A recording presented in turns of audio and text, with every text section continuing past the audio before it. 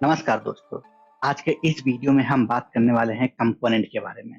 Component क्या होता है, कंपोनेंट का पर्पस क्या होता है और ये कंपोनेंट इतना इम्पोर्टेंट क्यों होता है किसी भी फ्रेमवर्क के लिए, और हम कंपोनेंट को रिएक्ट में कैसे डिफाइन कर सकते हैं या हम कैसे यूज कर सकते हैं, ये सब आज के इस वीडियो में हम लोग देखेंगे। ठीक है दोस्तों। बट सबसे पहले बात करते हैं हम कि कंपोनेंट क्या होता है। मैं आपको बताना चाहूंगा कि आप कोई भी फ्रेमवर्क यूज करो या कोई भी लैंग्वेज यूज करो, जो कंपोनेंट वर्ड होता है ना, ये आप बार बार आप वहां पर सुनोगे। क्यों? क्योंकि हम जहां भी कोड करते हैं, दैट मीन्स हम जहां भी अपना कोड करते हैं या हमारा मेन कोड जहां पे होता है, उसको लोग एज ए जेन्युइन कंपोनेंट ही बोलते हैं। बट अगर हम बात करें कि रिएक्ट कंपोनेंट क्या होता है, तो मैं आपको बताना चाहूंगा कि रिएक्ट एप्लीकेशन का फंडामेंटल यूनिट है। और ये जो रिएक्ट कंपोनेंट होता है ना, ये बेसिकली ब्लॉक ऑफ कोड होता है। दैट मीन्स कि आपने एक फाइल बना दी है और वहां पर अपने कुछ कोड्स लिख दिए हैं। ठीक है। और उस फाइल को आप एक तरह से अपना कंपोनेंट बोल सकते हो। ठीक है दोस्तों। और उस कंपोनेंट को आप अपने एंटायर प्रोजेक्ट में कहीं पे भी रीयूज कर सकते हो। तो ये कंपोनेंट का बहुत बड़ा एडवांटेज है। और आपके द्वारा बनाया गया फाइल ही कंपोनेंट का एक सबसे बेस्ट डेफिनेशन होता है। अब अगर हम बात करें रिएक्ट कंपोनेंट का, तो react component block of code होता है। और ये हमेशा क्या रिटर्न करता है? ये कोड और एचटीएमएल रिटर्न करता है। ठीक है दोस्तों। और ये जो रिएक्ट कंपोनेंट होता है, इसमें मोस्टली हम जावा स्क्रिप्ट फंक्शन यूज करते हैं। दैट मीन्स कि आपके पास जितनी भी नॉलेज हो जावा स्क्रिप्ट की, वो सभी कॉन्सेप्ट हम इस कंपोनेंट में यूज करते हैं। और ये हम जावा स्क्रिप्ट कॉन्सेप्ट इसलिए यूज करते हैं क्योंकि ऐसे बहुत से टेक्निकल प्रॉब्लम्स होते हैं जो हमें जावा स्क्रिप्ट के थ्रू इसे सॉल्व करना होता है। ठीक है दोस्तों। इसीलिए कहा जाता है कि अगर आपको जावा स्क्रिप्ट नहीं आती, तो आप पहले उसे सीखिए, उसके बाद ही आप रिएक्ट को अच्छे से समझ सकते हो। अदरवाइज अगर आप रिएक्ट को पहले सीखोगे तो आपको बहुत ज्यादा क्रिटिकल फेज होगा और आपको सिंटेक्स समझ में ही नहीं आएगा कि हम इसे क्यों यूज कर रहे हैं इस जगह पर। ठीक है दोस्तों। तो आई होप आप ये समझ गए होंगे कि रिएक्ट कंपोनेंट क्या होता है। मैं फिर से बता देता हूँ। रिएक्ट कंपोनेंट एक फंडामेंटल यूनिट होता है रिएक्ट एप्लीकेशन का।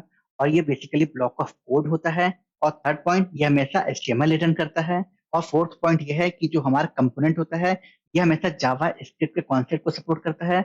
और इसी जावा स्क्रिप्ट के थ्रू हम अपने प्रॉब्लम सॉल्व करते हैं रिएक्ट कंपोनेंट्स में। ठीक है दोस्तों। तो अब हम बात करते हैं कि जो रिएक्ट कंपोनेंट होता है, ये हमारी यूआई को कैसे इम्पैक्ट करता है। फर्स्ट पॉइंट की अगर हम बात करें, तो जो रिएक्ट कंपोनेंट होता है, ये टोटली इवेंट रिलेटेड होता है यूआई से। दैट मीन्स रिएक्ट कंपोनेंट के थ्रू हम इवेंट हैंडलिंग और मैनेजमेंट कर सकते हैं अपने एक्शन को। राइट। और सेकंड पॉइंट ये होता है कि रिएक्ट कंपोनेंट से यूजर इंटरफेस इंक्रीज होता है।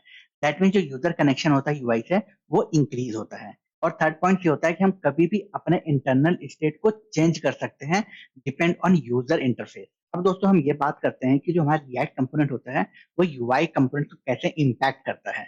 इसके बेसिकली थ्री कॉन्सेप्ट होते हैं जो रिएक्ट कंपोनेंट यूज करता है यूआई इंटरफेस के लिए। ठीक है दोस्तों। फर्स्ट होता है प्रॉपर्टीज, सेकेंड होता है इवेंट, और थर्ड होता है स्टेट। ठीक है दोस्तों। तो अगर हम बात करें प्रॉपर्टीज की, तो अगर हम रिएक्ट में कोई भी इनपुट वैल्यूज दे पाते हैं, तो इस बिहेवियर को हम प्रॉपर्टीज बोलते हैं। जैसे कि आप सपोज करो कि हमारे पास कोई फॉर्म हो, तो अगर उस फॉर्म में हम अपनी वैल्यूज फिल कर पा रहे हैं, ठीक है, तो इस बिहेवियर को हम बोलते हैं प्रॉपर्टीज। राइट। अब हम बात करते हैं सेकंड पॉइंट की, वो है हमारा इवेंट। इवेंट का मतलब ये होता है कि अगर हमारे पास कोई रिएक्ट कंपोनेंट है और वो कंट्रोल कर पा रहा है डॉम इवेंट्स को, ठीक है, तो उसे हम बोलते हैं इवेंट हैंडलिंग।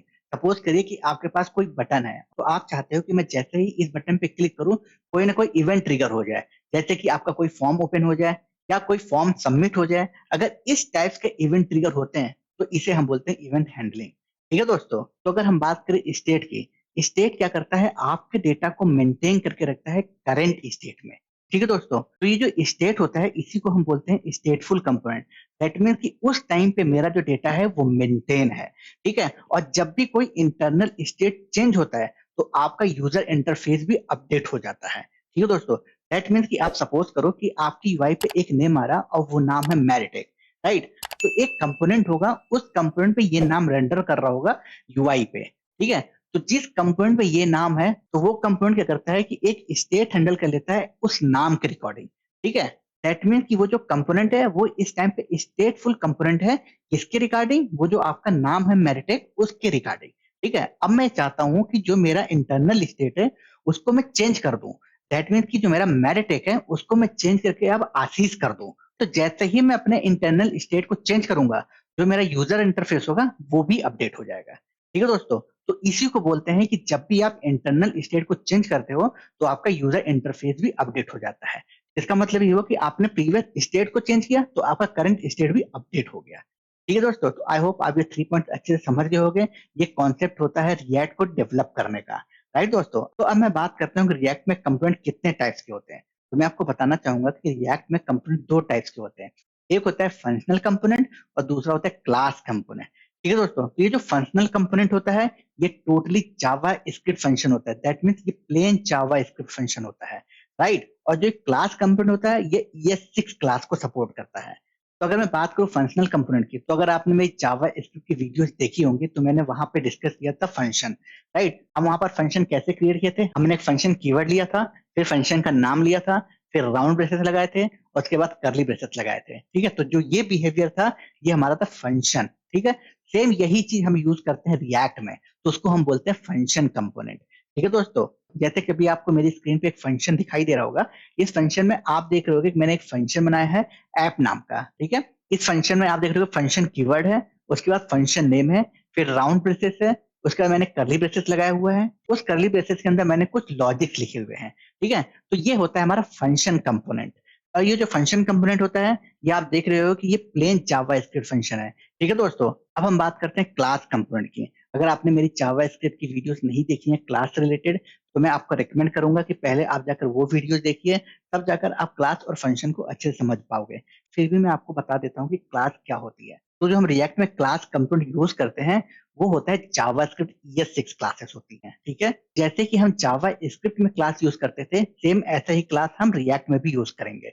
जैसे कि अभी आप यहाँ पे कोड देख रहे हो, मैंने एक कीवर्ड यूज किया हुआ है क्लास का, उसके बाद मैंने क्लास नेम दिया हुआ है, क्लास नेम के बाद मैंने यहाँ पे लगाया है करली ब्रेसेस, तो इसे हम बोलते हैं क्लास कंपोनेंट। बट ये रिएक्ट कंपोनेंट नहीं है। रिएक्ट कंपोनेंट ये तब होगा जब हम क्या करेंगे, रिएक्ट कंपोनेंट को एक्सटेंड कर लेंगे इस क्लास कंपोनेंट में।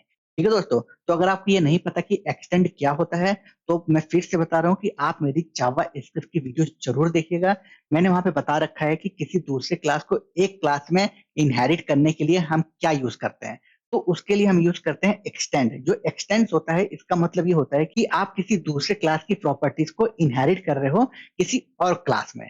ठीक है दोस्तों, तो अगर आप ये दूसरा एग्जांपल देख रहे हो, यहाँ पर मैंने सेम ऐसे ही लिखा हुआ है कि एक क्लास है, फिर उसके बाद क्लास नेम है, फिर मैंने यहाँ पे एक्सटेंस लगाया हुआ है, उसके बाद मैंने यहाँ पे यूज किया हुआ है रिएक्ट डॉट कंपोनेंट।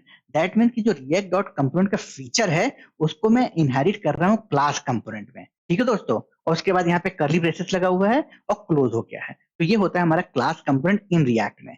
ठीक है दोस्तों, और मैं आपको ये बताना चाहूंगा कि आप हमेशा फंक्शनल कंपोनेंट ही यूज करना, क्लास कंपोनेंट मत यूज करना। बट हाँ, आप इसे अच्छे से समझ जरूर लेना, क्योंकि आपको पता होना चाहिए कि क्लास कंपोनेंट क्या होता है और फंक्शनल कंपोनेंट क्या होता है, इन दोनों में क्या डिफरेंसेस होते हैं, ये कैसे वर्क करता है और इन दोनों का बिहेवियर क्या होता है। ठीक है दोस्तों, तो जो मेरी आने वाली नेक्स्ट वीडियोस होंगी उसमें हम फंक्शनल कंपोनेंट को भी अच्छे से समझेंगे और क्लास कंपोनेंट्स को भी अच्छे से समझेंगे। ठीक है दोस्तों, तो आई होप दोस्तों आज के इस वीडियो में आप समझ गए होंगे कि कंपोनेंट क्या होता है। तो मैं आपको फिर से बता देता हूँ रिएक्ट कंपोनेंट क्या होता है। रिएक्ट कंपोनेंट एक फंडामेंटल यूनिट होता है रिएक्ट एप्लीकेशन का। ठीक है दोस्तों, और इस रिएक्ट कंपोनेंट पे हम मोस्टली अपने कोड लिखते हैं और इस कोड में हम अपने लॉजिक जनरेट करते हैं और इस लॉजिक से ऐसे बहुत से फीचर या इश्यूज होते हैं जो हम फिक्स करते हैं। ठीक है दोस्तों, और ये जो ब्लॉक ऑफ कोड होता है इसको हम अपने मल्टीपल कंपोनेंट में यूज भी कर सकते हैं। ठीक है दोस्तों, तो इसको हम बोलते हैं रिएक्ट कंपोनेंट।